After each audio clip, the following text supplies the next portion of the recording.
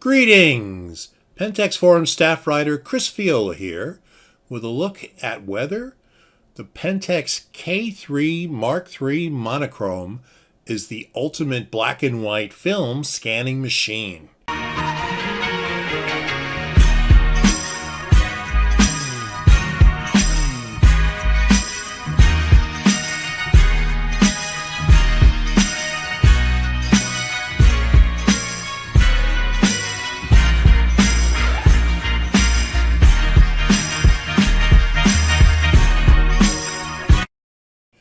This is a question that occurred to me after the story I did a few months ago about the new golden age of black and white photography brought on by Pentax and Leica's monochrome censored cameras.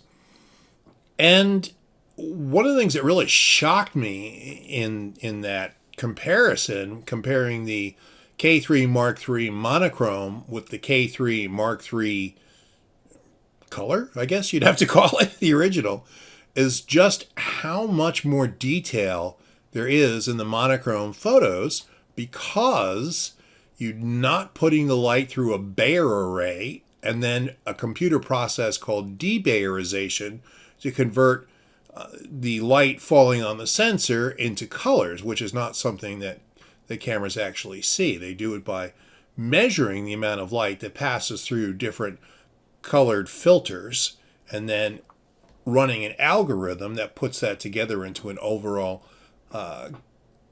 color schema. That's the science behind what they call color science, but there's no color to process in old Tri-X rolls of film, of which I have many because of my decades as a photojournalist, where it was Tri-X, F8, and B there for good pictures, or at least newsworthy pictures.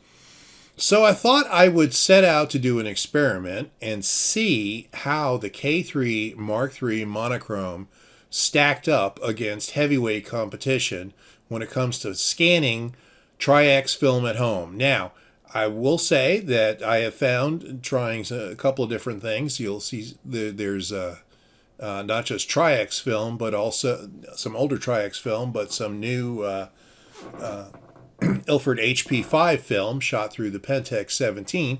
I think this pertains to all black and white film scanning.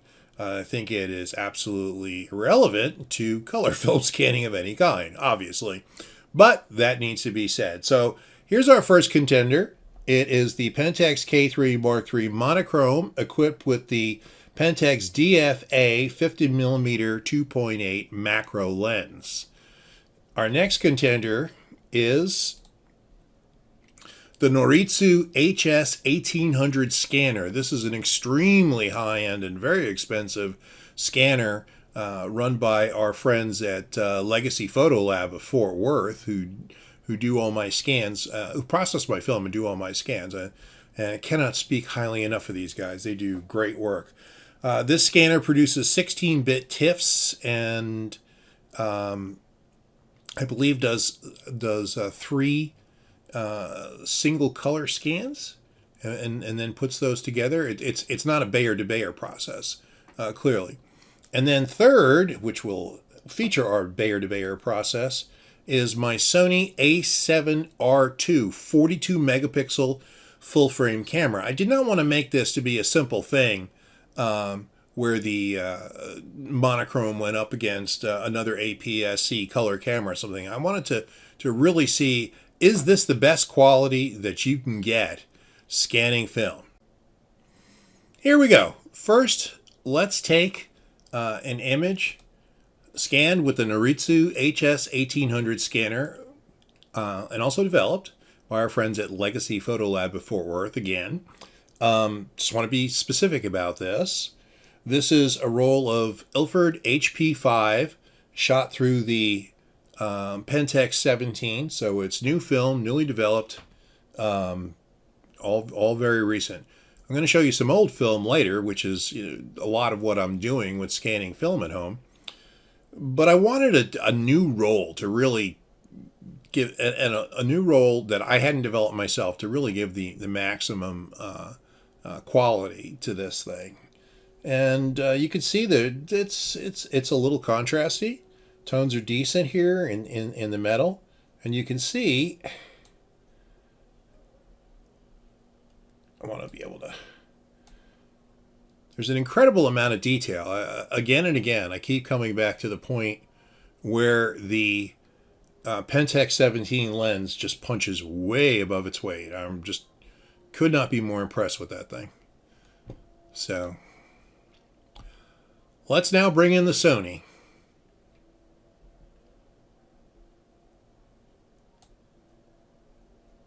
And I'm going to sorry here a little bit while I manipulate this. Come on. There we go. Tones aren't bad. It's a little less contrasty. Blacks are a little less sharp here. But there's a clear fall off in resolution there. You can see that. So now let us bring in the Pentax.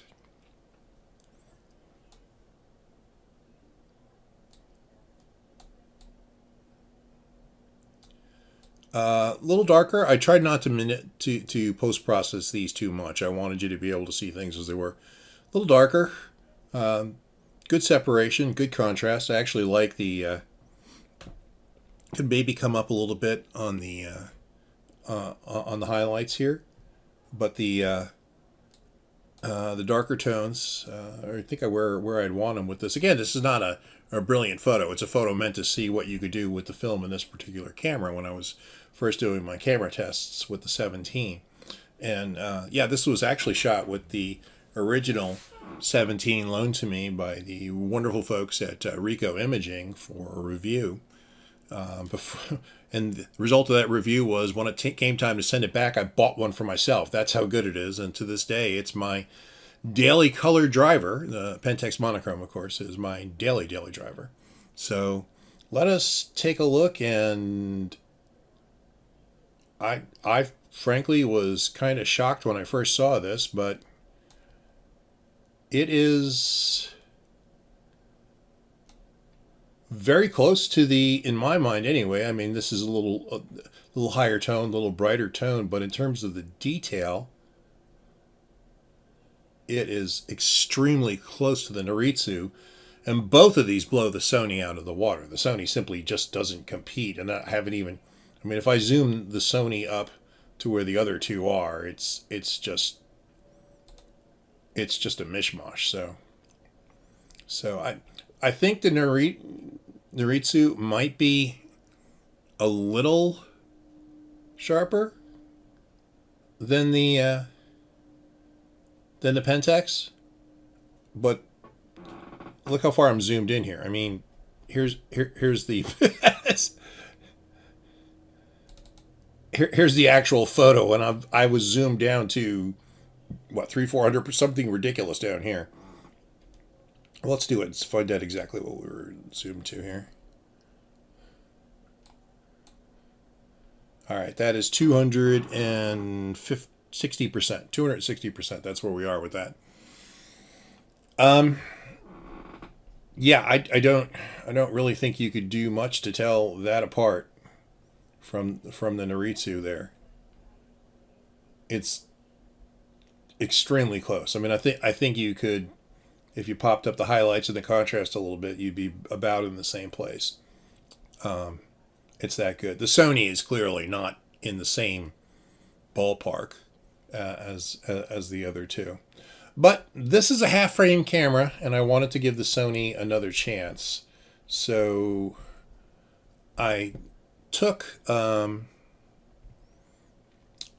old photo. Now this was shot on a Voigtlander Bessa R rangefinder camera, a system that I bought into entirely to get the lens that was used here, which is the fabulous Voigtlander 12mm f5.6 aspherical ultra-wide Heliar. At the time, this was the largest rectilinear lens ever produced for 35mm. And back in those film days, you couldn't just go sticking any lens on any camera. These days, the Voigtlander, I still have it, and it lives quite nicely on my Sony.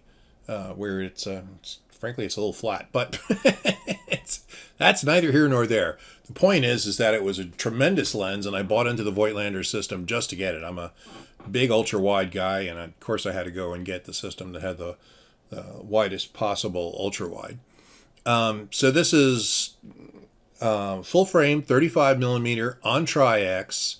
Was processed by a lab down in Deep Ellum here in Dallas, and lab's long gone. Don't remember the name, but point again, not something that we processed 90 miles an hour to get into a newspaper. It was best efforts by a lab.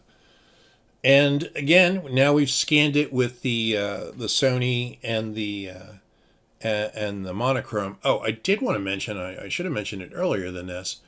I used the same lens on the Sony.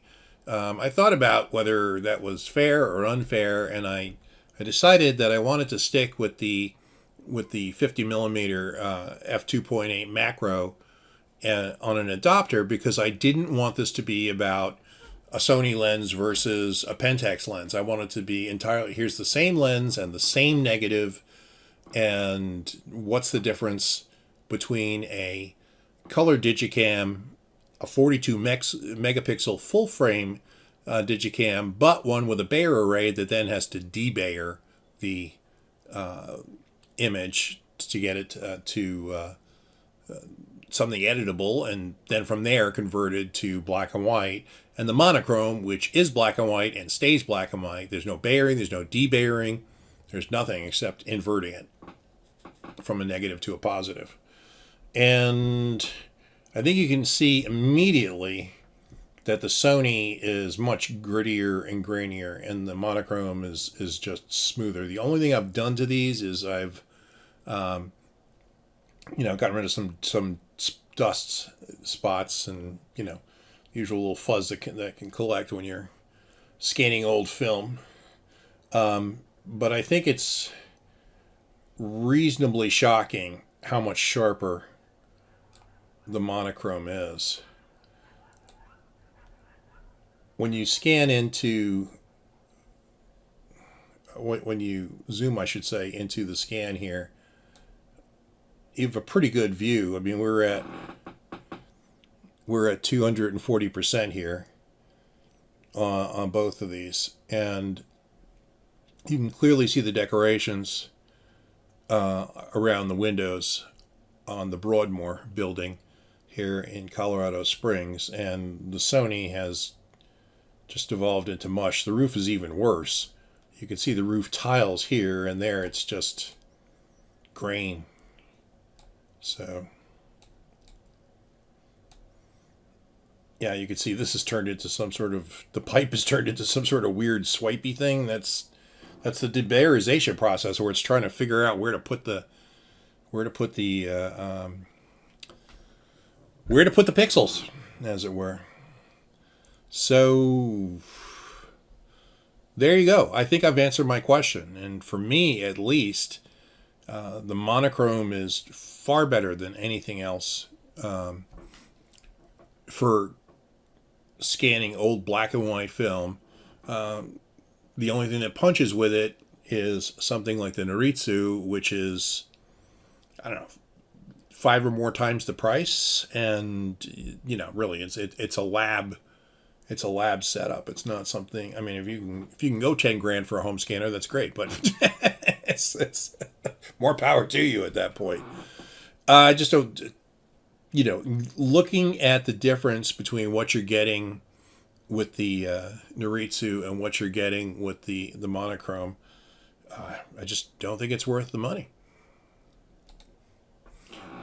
I mean, I think if you have a lab, the Noritsu is worth the money, but certainly because it will, I'm assuming that the majority of the scanning that you're doing in a lab is going to be color film.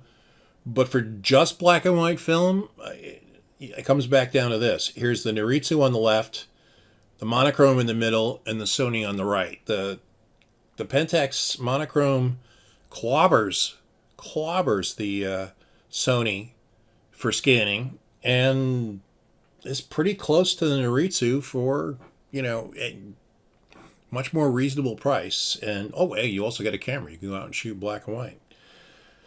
So that's the answer to my question. Is the K3 Mark III Monochrome the ultimate scanning machine?